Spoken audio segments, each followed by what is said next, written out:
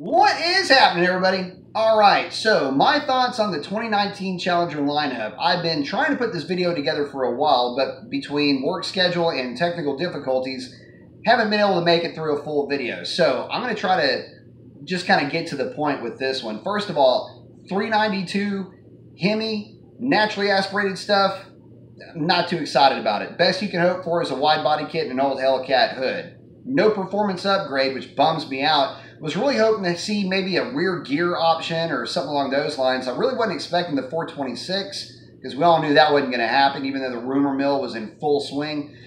But damn, I mean, not even a performance rear set. It's just basically the same car with, you know, a different dress on, so to speak. So I don't know. Those are my thoughts on that car.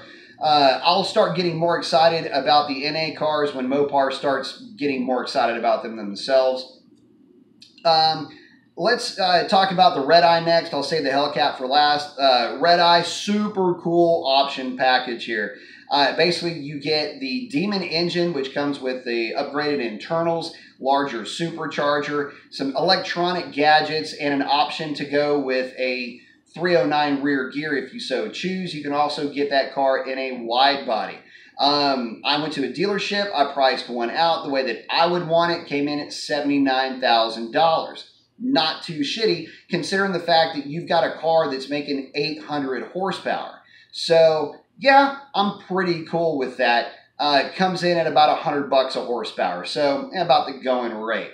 Now, if I had a Demon, would I be upset? Not in the least. First of all, if you bought a Demon, you knew that that was not going to be the only car that Mopar was going to release with that engine in it. And they're not going to stop with the Red Eye if the rumors are true about where the Viper is headed in the next couple of years. But that being said, you've got to know that if you're a Demon owner, you've got drag race suspension, you've got the ability to read high-octane fuel, you've got quite a few other gadgets and gizmos working for you that the Red Eye does not. Not to mention it's a limited production vehicle. And it's a dedicated drag race car with the softer suspension and the applications to go along with that. So yeah, that's pretty cool. Wouldn't see the Red Eye as a direct line of sight competitor in any real shape or form. I do like the Red Eye, but I think that realistically Mopar should have just optioned the 392 and the Red Eye. So let's talk about the Hellcat.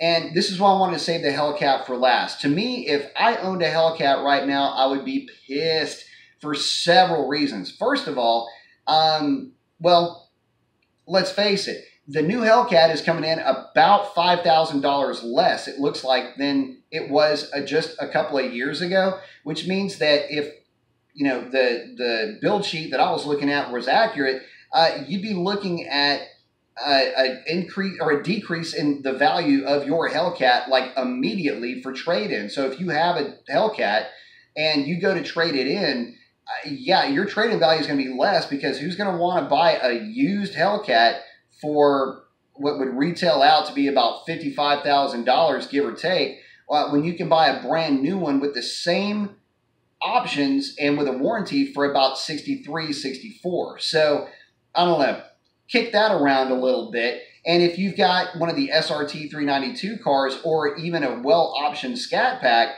yeah, you're kind of going to get taken a hit just a little bit here too because, again, you can buy now a used Hellcat since their value just dropped for what you were hoping to maybe get on a retail sale of your vehicle if you're looking to upgrade.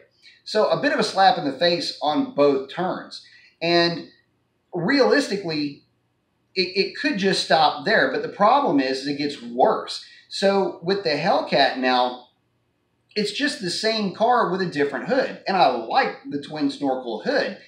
And I like the idea that it's, you know, got the new intake track to go along with it. I think that's pretty neat. But now that they've donated the old Hellcat hood to the NA guys, and especially if you had a Hellcat wide body before 2019, this means that there's a potential that you're going to see an NA car on a showroom floor somewhere that looks just like your Hellcat wide body that you spent a ton of money on, that looks identical to it, has the same hood, same wheels, and same wide body.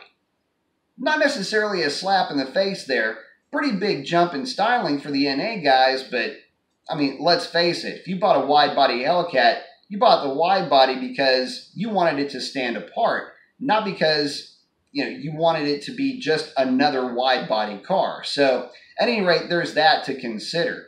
And the fact that, and this is another thing, you can option the Red Eye with a 309 gear. You cannot option a Hellcat with a 309 gear, at least at the time of me filming this. So that to me is a bit of a drag. There is literally no performance option or upgrade for the Hellcat in the way that there is for the Red Eye.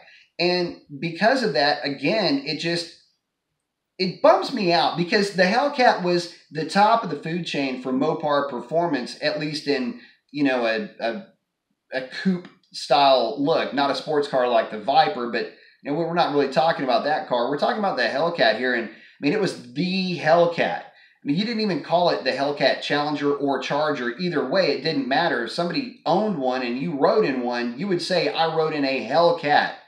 Well, that's really not the case anymore, and because they're not optioning it with any performance upgrades, it really is just the same car warmed over. Little wonder why they lowered the price. Who would pay it, especially when you're looking at the Red Eye as an option? So for me, I really kind of wish they would have just killed the Hellcat as a base model Hellcat car and just had the 392 cars and the Red Eye. Maybe use economies of scale to bring that price down back to what the normal price was on a Hellcat before. Send out something into the world that has a significant power upgrade over the outgoing Hellcat and can maintain that Hellcat brand and image at the top of the food chain, as opposed to having old man Hellcat get farmed off to the home here and the new Red Eye Hellcat be the car that is, I don't know, supposed to combat what may be the next, coming of God, which is the GT500 that everybody keeps talking about that Ford simply refuses to ever release. So, at any rate, those are my thoughts on those cars. Post up your comments. Let me know what you think about them. And that's a wrap on this one. Adios.